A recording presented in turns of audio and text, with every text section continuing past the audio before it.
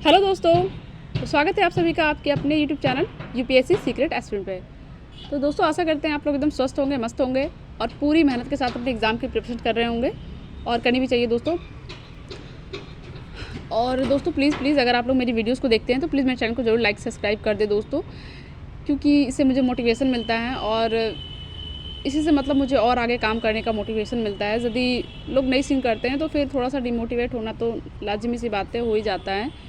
तो प्लीज़ अगर आप मेरी वीडियो को देखते हैं तो लाइक सब्सक्राइब ज़रूर करें, क्योंकि मैं भी एक एस्पिरेंट हूँ दोस्तों और ये सब करने में बहुत ज़्यादा टाइम लगता है, ये सब जुगाड़ करने में बहुत ज़्यादा टाइम लगता है, समझने में बहुत ज़्यादा टाइम लगता है कि ठीक है हमें तो समझ में आ गया उल्टा सीधा किसी तरह, लेकिन बिगनर्स बच्चों को ये चीज़ें कैसे समझाएं, उनमें कैसे ये चीज़ें डेवलप हो जल्दी से जल्दी, इस सबको ढूंढने में बहुत ज़्यादा टाइम लगता है दोस्तों। मैं भी एक एस्पिरेंट हूँ, मेरा बहुत ज़्यादा टाइम जाता है और टाइम का जो मतलब है एक वैल्यू वो स्टूडेंट से बेटर कौन समझ सकता है दोस्तों। तो आप लोग बिल्कुल अच्छे से समझ रहे होंगे कि मैं कितना अपना एक बहुत ज़्यादा कीमती समय इसमें दे रही हूँ। तो आपका भी एक नैतिक मूल्य बनता है कि आप मेरे चैनल को लाइक एंड सब्सक्राइब ज़रूर करें, जिससे कि मुझे भी थोड़ा मोटिवेशन मिले और मुझे लगे कि नहीं मेरा मेहनत बिल्कुल सही जगह लग रहा है। तो चलिए दोस्तों, आज हम जो बात करने वाले हैं सीधे अपने टॉपिक पे चलते हैं। आज हम एनसीईआरटी के बारे में बात करने वाले हैं कि जो एनसीईआरटी है वो मतलब कितना पढ़ना चाहिए, और आज मैं आपको बहुत ही डिटेल में बताऊंगी। और डिटेल में बताने में क्या होता है ना कि थोड़ा सा वीडियो बड़ी हो जाती है, एक्चुअली मैं लिख के बताती थी तो शायद थोड़ा टाइम ज़्यादा हो जाता था, इसलिए मैंने आज सोचा है कि मैं पहले से लिख के ही लाई हूँ ताकि आपको अच्छे से मैं यहाँ पे समझा सकूँ कि कैसे एनसीईआरटी को पढ़ना है। तो चलिए दोस्तों स्टार्ट करते हैं। तो हम पहले स्टार्ट करते हैं हिस्ट्री से, क्योंकि हिस्ट्री का एनसीईआरटी से ही ज़्यादातर बच्चे स्टार्ट भी करते हैं और मतलब समझाना बेटर होता है। लोग ज़्यादातर बच्चे यहीं से स्टार्ट करते हैं, क्योंकि हिस्ट्री से ही समझना वो लोग बेहतर समझते हैं। टीचर्स भी ज़्यादातर यही बोलते हैं कि हिस्ट्री और ज्योग्राफी की एनसीईआरटी पहले स्टार्ट में पढ़नी चाहिए, और सिलेबस भी इन दोनों का साथ में क्लियर करने का सजेशन ज़्यादातर टीचर देते हैं। तो चलिए हम हिस्ट्री पे ही चलते हैं। और दोस्तों एक बात और, किसी भी सब्जेक्ट को ना बोरिंग की मतलब संज्ञा मत दीजिए, वरना पढ़ना मुश्किल हो जाता है। तो प्लीज़ किसी भी सब्जेक्ट को आप बोरिंग की संज्ञा बिल्कुल मत दीजिए। आप बस इतनी संज्ञा ही दीजिए कि हाँ मैं इस सब्जेक्ट में कमज़ोर हूँ या फिर इस सब्जेक्ट में इंटेलिजेंट हूँ। किसी को भी बोरिंग की संज्ञा मत दीजिए, वरना पढ़ना मुश्किल होता है। तो चलिए हम पहले हिस्ट्री की बात करते हैं कि कैसे पढ़ना है, न्यू एनसीईआरटी या ओल्ड एनसीईआरटी में कौन सा पढ़ना है, ठीक है, जिससे आपका पूरा एनसीईआरटी कवर हो जाए। और ये प्रीलिम्स के लिए तो मस्ट इम्पॉर्टेंट है और मेंस में भी बहुत ज़्यादा काम आता है। तो चलिए दोस्तों पहले हिस्ट्री की बात कर लें। तो हिस्ट्री में जो होता है 6, 7 और 8, ये तीनों की न्यू एनसीईआरटी एकदम पढ़ ले, बिल्कुल एकदम न्यू एनसीईआरटी पढ़ ले, बिल्कुल कोई दिक्कत नहीं है। और आजकल तो न्यू एनसीईआरटी से क्वेश्चन पूछने का जो है वो तरीका भी अब बदलता जा रहा है। अब तो मतलब कि पूछ ही रहे हैं, न्यू एनसीईआरटी से ही पूछ रहे हैं। और आपको इतना तो पता ही होगा दोस्तों कि यूपीएससी बोर्ड भले ही क्वेश्चन सीधा उल्टा पूछे, लेकिन वो कभी भी गलती में नहीं फंसता, यानी गलत नहीं करता है। वो वही चीज़ से क्वेश्चन ज़्यादा पूछेगा जिसकी मार्केट में प्रेजेंसी हो, जिससे बच्चे खरीद सके। और अभी मार्केट में पुरानी एनसीईआरटी उठती जा रही है, तो न्यू एनसीईआरटी ज़्यादा मतलब न्यू एनसीईआरटी की अवेलेबिलिटी ज़्यादा है। तो अभी तो उसी से क्वेश्चन पूछे जा रहे हैं। और 2 साल अभी इधर वाले 2 साल में तो बहुत ज़्यादा क्वेश्चन पूछे गए हैं न्यू एनसीईआरटी से। आफ्टर ऑल कहीं तो 7 वगैरह से भी टच कर रहे थे क्वेश्चन, बिल्कुल सीधे उसमें दिए हुए थे। 7 क्लास के एनसीईआरटी से भी टच कर रहे थे 1-2 क्वेश्चन। तो ज्योग्राफी के तो एक क्वेश्चन 6 क्लास से भी आया हुआ था और एक क्वेश्चन 7 क्लास से भी आया हुआ था और हिस्ट्री का भी आया हुआ था। आपने भी कहीं और भी देख ही लिया होगा, जिससे अगर जो भी इस टाइप का वीडियोस बनाते हैं तो न्यू एनसीईआरटी पढ़ लें, इसकी एकदम न्यू वाली, बिना अथी के परेशानी के एकदम न्यू वाली पढ़ लें।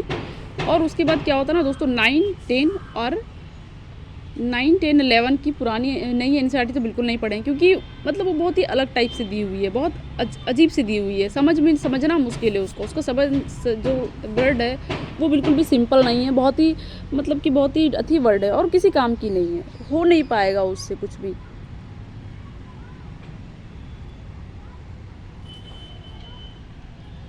समझ ही नहीं आएगी बिल्कुल भी, कहीं से समझ नहीं आती है वो वाली वीडियो, तो उसमें क्यों फंसना है। वो वाली मतलब किताबें बिल्कुल समझ नहीं आ रही। आफ्टर मैं भी 9 क्लास की बना रही थी वीडियोस, तो फिर जब मैंने थोड़ा सा पढ़ा तो मुझे समझ आ गया कि बच्चे को किसी काम की नहीं है। उसको तो नोट्स बनाना तो इतना मुश्किल है कि आप बना भी नहीं सकते, और किसी काम की भी नहीं है, बहुत सीधी उल्टी लिखी हुई है। तो क्या करना है उसके लिए, उसको छोड़ देना है। प्राचीन भारत के लिए आप आर.एस. शर्मा की किताब पढ़ लें, ये भी एनसीईआरटी ही है और बहुत ज़्यादा फेमस भी है, आपने सुनी भी होगी। आर.एस. शर्मा वाली किताब पढ़ लें प्राचीन भारत के लिए। मध्यकालीन भारत के लिए आप सतीश चंद्र वाली किताब पढ़ लें, और ये भी बहुत फेमस है, बहुत सारे टॉपर्स नाम भी लेते हैं। और आधुनिक भारत के लिए आप बिपिन चंद्र वाली किताब पढ़ लें, ये भी बहुत फेमस है। और मैं एक और भी बोलूँगी दोस्तों, अगर आप लोग उस ले ले तो, क्योंकि स्पेक्ट्रम मैं यहाँ पे लिखना भूल गई हूँ, मैं लिख देती हूँ। स्पेक्ट्रम भी बहुत अच्छी किताब है दोस्तों, और प्रीलिम से तो यहाँ पे बोले जाते हैं कि सीधे सीधे क्वेश्चन पूछे जाते हैं। और आपको पता ही होगा कि प्रीलिम से ज़्यादातर आधुनिक भारत से ही क्वेश्चन पूछे जाते हैं ज़्यादा करके। और बच्चों का तो यही भी मानना है कि यहाँ से बहुत ज़्यादा क्वेश्चन हम सीधे सीधे टच करते हैं। तो मैं ये बोलना भूल गई थी, प्रीलिम्स के लिए भी इंपॉर्टेंट है, मेंस के लिए तो और भी ज़्यादा इंपॉर्टेंट है। और भारतीय कला संस्कृति, आफ्टर ऑल बिहार, मतलब कि मैंने ना एक कोचिंग सेंटर में मैंने देखा कि हिस्ट्री के क्वेश्चन थे, तो मतलब मेंस वाले देकर बच्चे आ रहे थे, 69 का मेंस एग्ज़ाम देकर, नहीं सॉरी 68 का मेंस एग्ज़ाम देकर स्टूडेंट लोग आ रहे थे। तो टीचर उनसे एक ही सवाल पूछ रहे थे कि क्या आपने स्पेक्ट्रम पढ़ी। तो जिस बच्चों ने कहा हाँ पढ़ी, तो उनको सर ने कहा कि ठीक है जाओ इंटरव्यू की प्रिपरेशन करो। जिन स्टूडेंट ने कहा कि नहीं पढ़ी, तो सर कहें कि जाओ फिर से प्रीलिम्स की मतलब प्रिपरेशन करो। मतलब इतना ज़्यादा वेटेज है, आप समझ सकते हैं कि कितना ज़्यादा वेटेज है स्पेक्ट्रम का। सभी को पता है कि इसको पढ़ना इतना इंपॉर्टेंट है, तो मैं तो कहूँगी ये भी पढ़ लीजिए। वैसे ये अच्छी खासी मोटी किताब है, थोड़ी मतलब है तो बहुत मोटी किताब है, और साइज़ भी इसकी काफ़ी छोटी सी है, छोटे छोटे वर्ड्स हैं, लेकिन फिर भी अब जो एग्ज़ाम के लिए इंपॉर्टेंट है वो तो पढ़ना ही पड़ेगा ना दोस्तों। और कला और संस्कृति के लिए, भारतीय कला संस्कृति के लिए 11th और 12th वाली किताब फाइन आर्ट की NCERT आती है, वो पढ़ लीजिए। बहुत ही अच्छा है, पढ़नी ही चाहिए। और आपको तो पता ही है कि इससे क्वेश्चन किस तरह से पूछे जा रहे हैं, इतने घुमा के पूछे जा रहे हैं कि पर, लेकिन ये किताब अगर आप पढ़ लेते हैं तो वो सारे क्वेश्चन को भी आप सॉल्व करने की हालत में आ जाएंगे। और वर्ल्ड हिस्ट्री के लिए एक अर्जुन देव की NCERT वाली किताब आती है। और दोस्तों आप इसकी कभी भी ओरिजिनल खोजने की कोशिश मत करना, ये ओरिजिनल अब मिलने से रही। फ़ोटो कॉपी भी मिल गई तो आप समझिए कि बहुत बड़ी बात है। ये फ़ोटो कॉपी भी मिल गई तो आप समझिए कि बहुत बड़ी चीज़ है, और वही मिलेगी अभी आपको। ओरिजिनल तो मुझे लगता नहीं है, मुश्किल है, ओरिजिनल मुश्किल होती है। ये आपको फ़ोटो कॉपी मिल गई तो बहुत अच्छा समझिए। क्या बोला मैंने, वर्ल्ड हिस्ट्री की अर्जुन देव वाली NCERT मिल जाएगी दोस्तों। इसकी फ़ोटो कॉपी ढूंढना इतना भी मुश्किल नहीं है, मिल जाती है। तो चलिए ये हो गया हमारा हिस्ट्री का कंप्लीट हो गया। अब चलिए पॉलिटी की बात करते हैं। तो दोस्तों पॉलिटी के लिए आप 6 to 10 टोटल NCERT 6 to 10 दोस्तों आप इसको लिख लीजिए, क्योंकि ये सब चीज़ें याद नहीं रहती हैं। आप लिख लेंगे तो आपको ज़्यादा बेटर याद रहेगा, दिमाग से निकल जाता है दोस्तों। ये मत सोचिए कि दिमाग में बैठाएंगे, बिल्कुल नहीं, दिमाग में नहीं बैठती है। आप उतार लीजिए, वो आपके लिए ज़्यादा बेटर होगा। आप भी कहीं पे इसको नोट डाउन कर लीजिए, लिख लीजिए इसको। और हिंदी मीडियम के बच्चे ना थोड़ा सा उनमें कॉन्फिडेंस की थोड़ी सी कमी होती है, लेकिन मुझे ऐसा नहीं लगता कि कॉन्फिडेंस की कमी होती है। भले वो थोड़ी तैयारी में ढील दे देते हैं शुरुआत में, उन्हें लगता है होगा कि नहीं होगा, हिंदी से करे कि इंग्लिश से करे, इसी में बच्चे ज़्यादा टाइम ले लेते हैं। वरना हिंदी मीडियम के बच्चे भी बहुत बहुत बहुत शार्प होते हैं, बहुत इंटेलिजेंट होते हैं, और पढ़ने को बहुत अच्छे से पढ़ भी सकते हैं। लेकिन वो थोड़ा सा कन्फ्यूज़ रहता है स्टार्टिंग में, और पहले तो इसी में टाइम वेस्ट कर देते हैं, हिंदी करे या इंग्लिश करे। और यदि इंग्लिश करे तो उसके लिए क्या क्या परेशानी आएगी, और भी बहुत सारी चीज़ें हो जाती हैं। तो मैं तो कहूँगी दोस्तों आप एकदम शुरू से स्ट्रैटेजी बना के चलिए, चाहे आप हिंदी मीडियम से है या इंग्लिश मीडियम से है, क्या क्या पढ़ना है एकदम आप शुरू से ही उसको लिख लीजिए कि हाँ मुझे इतना इतना पढ़ना है, बिल्कुल एकदम स्टार्टिंग से ही। आप तैयारी में जब कूदते हैं तभी उसी समय ये कर लीजिए, वो ज़्यादा सफिशेंट रहेगा आपके लिए। तो चलिए पॉलिटी में आते हैं। 6 to 10 के लिए आप टोटल NCERT पढ़ लें, 6 to 10 सिर्फ। और 11th की भी NCERT पढ़ लीजिए, लेकिन अगर आपके पास टाइम कम है तो भारत का संविधान, सिद्धांत और व्यवहार ये अच्छे से पढ़ लें। एक और भी आती है, पता नहीं वो नॉर्मल नहीं है लेकिन फिर भी आती है, और बच्चे हमेशा कंफ्यूज रहते हैं कि पढ़नी है कि नहीं पढ़नी है, लेकिन वो वाला नहीं, आपको ये ज़्यादा सफिशेंट है उससे। और 12th का दोनों, स्वतंत्र भारत में राजनीति और समकालीन विश्व राजनीति, दोनों ही पढ़ लें, और बहुत इंपॉर्टेंट है दोस्तों ये।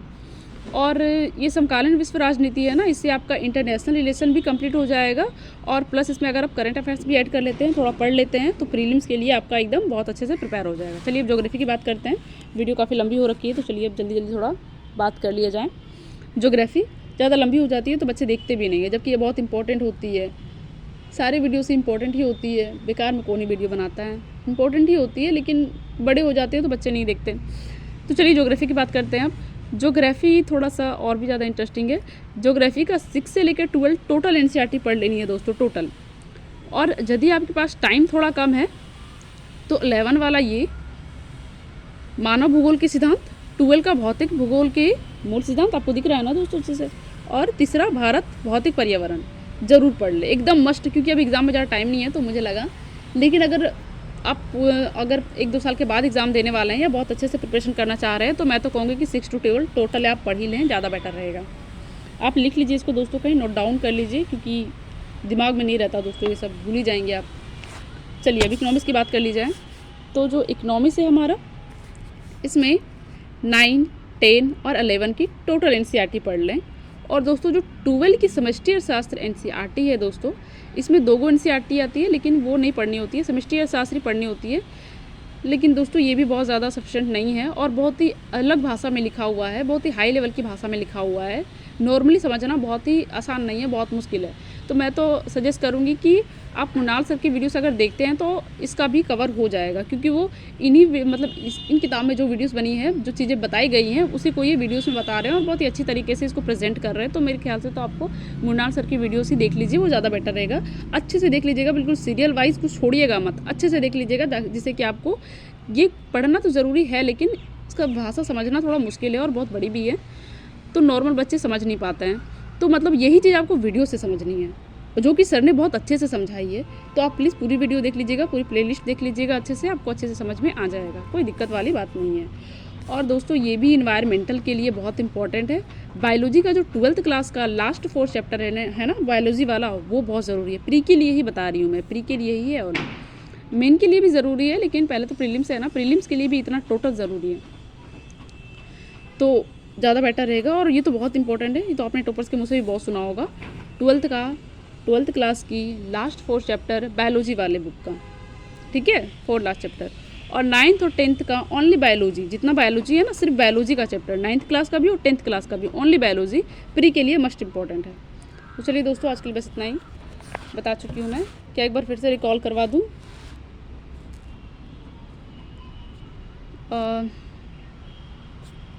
देखिए दोस्तों, मैं कह रही थी कि हिस्ट्री क्लास के लिए 6, 7, 8 तीनों की न्यू एनसीईआरटी पढ़नी है, और प्राचीन भारत का के लिए आर एस शर्मा की किताब पढ़नी है, मध्यकालीन के लिए सतीश चंद्रा, आधुनिक के लिए बिपिन चंद्रा पढ़नी है। और मैंने स्पेक्ट्रम भी ऐड कर दिया था, स्पेक्ट्रम भी बहुत इंपॉर्टेंट किताब है।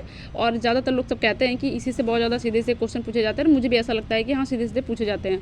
और 9, 10, 11 की पुरानी नई वाली एनसीईआरटी तो बिल्कुल नहीं पढ़नी है, बिल्कुल नहीं पढ़नी है दोस्तों, उसका समझने से बाहर है, वो समझ के बाहर है, नहीं समझ में आती है। और भारतीय कला संस्कृति अब तो 4 बार भी पढ़ लेंगे तो भी नहीं समझेंगे, इसलिए उसको छोड़ दीजिए, किसी काम की नहीं है। भारतीय कला संस्कृति के लिए को कवर करने के लिए 11th और 12th की फाइन आर्ट्स की एनसीईआरटी को कंप्लीट करना है, पढ़ लेना है, वो इसके लिए मस्ट इंपॉर्टेंट है। और वर्ल्ड हिस्ट्री के लिए अर्जुन देव की एनसीईआरटी कॉपी, और इसकी ओरिजिनल मिलनी बहुत मुश्किल है। अगर आपको फोटो कॉपी मिल जाती है तो बहुत बड़ी बात है, और फोटो कॉपी आपको मिल ही जाएगी, कहीं ना कहीं मिल ही जाएगी, बहुत सारे शॉप्स में मिल जाती है, नहीं तो आप ऑर्डर कर लेना, वो तो और आसानी से मिल जाएगा। और पॉलिटी के लिए 6 to 10 की टोटल एनसीईआरटी पढ़नी हो, और 11th के लिए भारत का संविधान, सिद्धांत और व्यवहार बहुत इंपॉर्टेंट है। 12th का स्वतंत्र भारत में राजनीति, समकालीन विश्व राजनीति, ये IR इससे कंप्लीट हो जाता है, प्लस आप करंट अफेयर्स भी कर लेते हैं, तो प्रीलिम्स के लिए मस्ट इंपॉर्टेंट हो जाएगा, आपके लिए बहुत अच्छा हो जाएगा, प्रीलिम्स में आप बेटर स्थिति में रहेंगे। और ज्योग्राफी के लिए मैंने बोला था बहुत थी इंटरेस्टिंग है, 6 से लेकर 12 तक ऑल एनसीईआरटी। और यदि आपके पास टाइम कम है तो मानव भूगोल के सिद्धांत, भौतिक भूगोल के मूल सिद्धांत, भारत भौतिक पर्यावरण, ये तो छोड़ना ही नहीं है, आपको पूरा करके ही जाना है, मतलब प्रीलिम्स के लिए भी आपको पूरा करके भी जाना है।